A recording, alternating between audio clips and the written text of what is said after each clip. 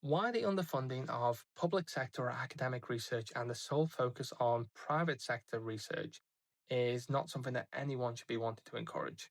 Now, many of you might be thinking, but surely if it's private sector research, the business is clearly investing in something that it thinks is economically viable and profitable.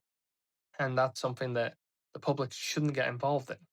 Now, for the most part, there are businesses that invest in their sole R&D, and that's without much cost to the taxpayer at all. However, that's not always the case. There are government subsidies, there are grants, and there are tax cuts or breaks for various different companies reinvesting in their research and R&D. And that does come at some expense to the taxpayer. Now, you could argue that this is something that we should still encourage, and companies should still be doing this.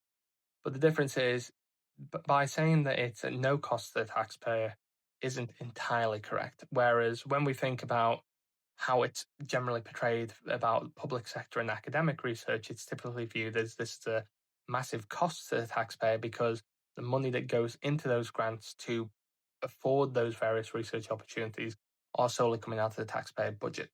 Now, yes, that is the case. And in a lot of cases, it's because as well this facilitates two different types of research.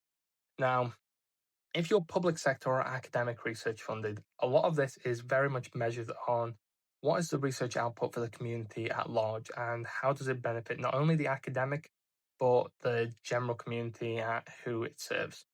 Now, they have to demonstrate impact from their work. Whether that's successful work or unsuccessful work, they're exploring a new area of knowledge that someone else can then develop on, use again, or evaluate the method and find that it has no value at all, and then reinvest in that, take a new approach, or do something different. But the point is, the information is more readily available. Whereas if a company is doing the research, it might have some benefit for the public. It might generate a product or a service that is in the public good, but the research isn't ever generally made available for other people to use it.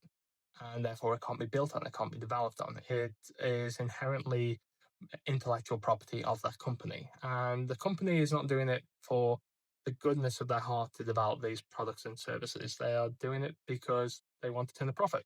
And that's not inherently flawed, but by having one set of research that is more publicly available and therefore developmental, and one set of research that is generally gate kept is a flaw if that's the only type of research that's done.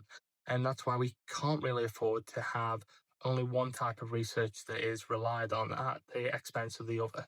But that's just my opinion as a researcher. What is yours?